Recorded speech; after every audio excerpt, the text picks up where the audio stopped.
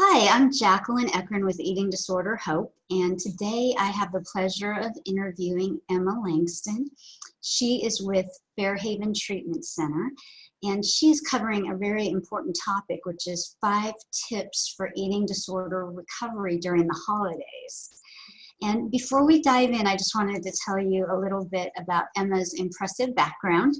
She's a national certified counselor. She's a member of the International Association of Eating Disorder Professionals.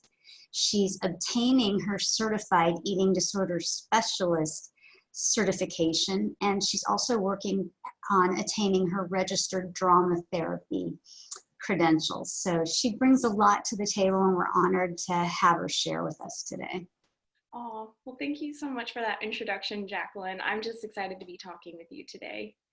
Thank you, Emma. Well, so let's dive in. So we know how hard the holidays are for people. Why do you think that is, particularly with eating disorders? I mean, for people who are in recovery from an eating disorder or struggling with an eating disorder, the holidays bring up old memories, trauma, conflict between friends and relatives.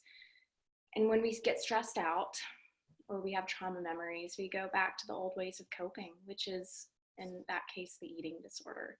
So, Yeah, I agree. That pretty much sums it up. And then what do we do about all the food presentation and meals and gatherings? Do you have some strategies for those watching? yeah, absolutely. Well, I always tell my clients, we know that it's going to be stressful, and so we need a plan, right? So go in with your dietitian, talk about a plan with food, making sure that you're going to get all of your nutritional needs in, that you're going to keep with your regular meals and snacks, and talk with your therapist about the emotional side. One of my favorite strategies is when we get overwhelmed with, gatherings that involve food and lots of different types of food, really take a moment to slow it down, because those thoughts ramp up real fast. But if we can slow it down, if we can look up, look away, take a deep breath, gather ourselves, kind of ground, and then come back to plating or eating or whatever it is, it can be a really simple but effective way to regroup. Yeah. Oh, that's a wonderful suggestion. It sounds like practicing some mindfulness techniques while around food or eating meals. Totally. Yeah, it's needed. The holidays are stressful and there's always food involved at these gatherings. So yeah, we need strategies, we need a plan. Another thing that I hear a lot is a challenge for folks is dealing with relationships, because a lot of times we're seeing people we haven't seen in a while. There may have been contention in the past. Do you have some strategies for taking care of yourself in those situations? Yeah, absolutely. I think whether you have an eating disorder or not, this is a topic that all of us deal with, but especially for someone who's in recovery from an eating disorder, we're wanting to protect our recoveries. We're trying to take care of ourselves. And when you get back in these situations with, conflict, or you have people asking you really uncomfortable questions about your food or your body, gosh, I mean, we've got to set some boundaries, essentially. So, and for instance, when you have people asking you questions about, oh, how's your recovery, or how's your eating going, or any sort of those comments that are going to come, you can be direct, and you can say something like, hey, thanks for your concern, but I'm really not up for talking about that right now. And you can also be kind of indirect and just excuse yourself from the conversation. That's always appropriate as well. Yeah, you have a right to walk away as well as to set a boundary. Wow, that's really empowering. I love the way that you said that too. It was not apologetic. It was just setting a boundary that protects yourself and is still respectful to the other person. That's a great technique for shutting down uncomfortable conversations. Yeah, I think a lot of times we think that we owe it to people to answer their questions, but we really don't.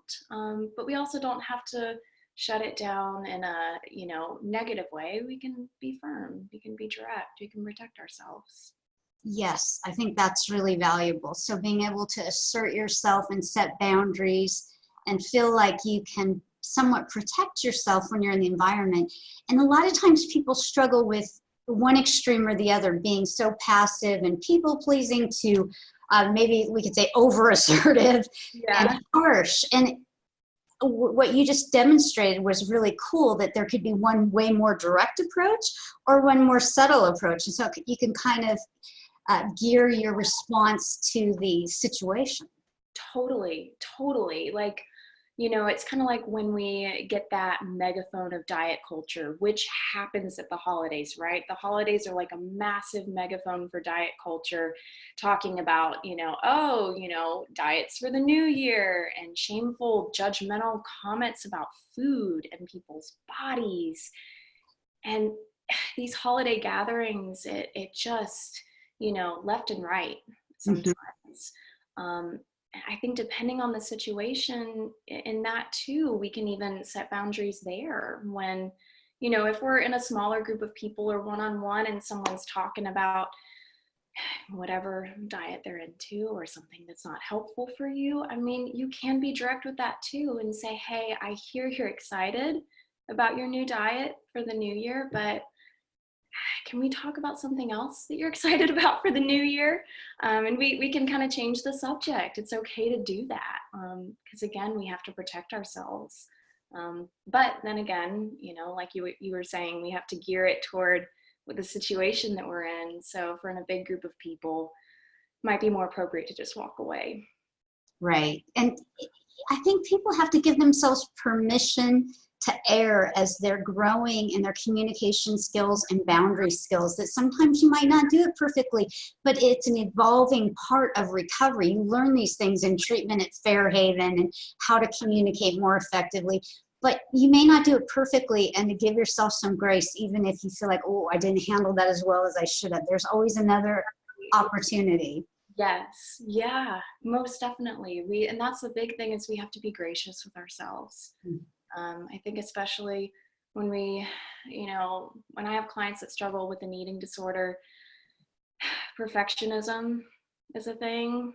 We're hard on ourselves, we're critical of ourselves, and we just need to give ourselves some grace, especially during this time of year when we get really stressed out. Yeah. Excellent advice. So with these relationships, how can one focus more on the relationship and less on ourselves and our insecurities or our body or the food? How do you do that? Oh, it's difficult. It's incredibly difficult.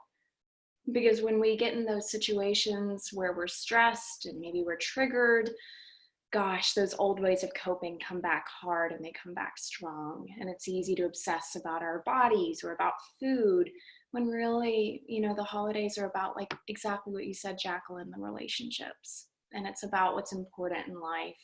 One of my favorite things to do, and I do this myself as well as for my clients, but is to really make intentional eye contact with the supportive people, with the meaningful people in your life. If you're in a holiday gathering or situation where you are in person, really take a moment, especially when you're feeling stressed and maybe we're getting caught up in those insecurities, to kind of make eye contact with that person, find them in the room. Let yourself really take in that connection. Deep breath. And remind yourself of what's important. If you have a mantra, say it to yourself with that eye contact with that other person. Some people like to say, like, I'm safe, I'm here, I'm present, something like that, to really ground yourself and to help yourself remember that it really is, like what you said, about the connection with others. That's wonderful, because it's sort of the spirit of the holiday to Right? focus on the relationships. Mm-hmm. And it's tough because, as I was saying that, I'm like, some people, you aren't in person with the people who are supportive and meaningful in your life. But even if you aren't in person with them over the holidays, make time to have those phone calls, to text, to FaceTime, and really be intentional about it. Yeah, it's super important. I We think, need support. I'm sorry, pardon me? No, we need support. Yes. Oh, yeah. Connection constantly. I think it's really important. And Yeah. so a lot of people travel during the holidays, which throws a huge wrench in plans. You have some tips on how to do that smoothly? Yeah, right. I love that. The way you used to describe that throws a wrench in the plans. Inevitably with traveling, something happens, right? We can make as many plans as we want, and it's probably not going to go the way that we intended. But the important thing is that we plan for the basics. We plan to get enough sleep. That's huge. We plan to get enough food in. We still have our regular meals and our regular snacks. There's some flexibility with that depending on where you are in your recovery, but making sure that we get in adequate food and also that we take some downtime because traveling can be exhausting. Yeah. I like those. I know in my own eating disorder recovery, traveling was always sort of very hard. And if somebody does slip or feel like they're relapsing, do you have any tips for regrouping when you're out of your own familiar environment and less in control of food and everything? Yeah, that's a great question. I think, like you said, we can't always control everything because it's not our regular environment. And then also a lot of eating disorders are about control. And so we really want to try to be flexible, but still have the structure of our meal plan, the structure of our support people, the structure of knowing that at this certain time of day, I'm going to call my support person, the structure of having text with, whoever it is that's supportive for you, that you have those planned times to connect with your support people so that if you do relapse, if a behavior does come in, that you have the support that you need to get back on track. So call those people ahead of time, let them know, hey, I'm going to be traveling. It's going to be difficult. I'm going to need an ear here and there. And you might need to plan a time to talk, like, hey, would 5 o'clock work for you? Awesome. Make sure that you have at least your support people are planned out. Yeah. Yes, those are great tips. And then you mentioned some mindfulness techniques earlier. Are there some other ideas of just basic mindfulness skills people can practice during stressful holiday events to soothe oneself? Yeah, totally. I'm a big fan of kind of like embodied therapies. So, one of my favorites is hand on heart. Sometimes that can be really grounding. And, it's not uncommon that you see someone just every once in a while just kind of do this. It's not weird, I mean, if you walk around like this all day, you might get some looks. But this is a really simple way to come back to your breath, to come back to your heart. And sometimes that's uncomfortable. So sometimes placing it on our bellies can be really grounding too, in a way to really feel the inhale and exhale. Come back to the breath, come back to the body. Sometimes we're not there yet in our recoveries to come back to our bodies, and that's okay.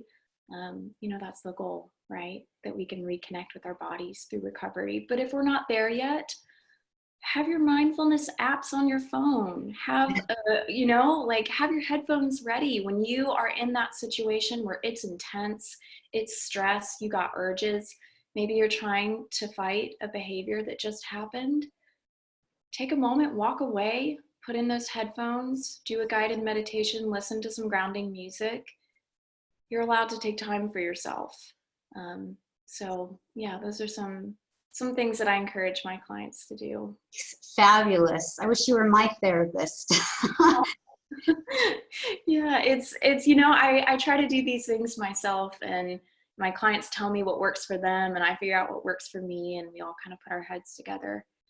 So, yeah. And Emma, isn't there some mindfulness techniques, I'm trying to recall, I bet you know these, where if you see people just doing stuff that's really emotionally triggering or seems inappropriate to you, are there mindfulness simplistic techniques to sort of remove yourself and observe the situation rather than react? Or do you have any suggestions there?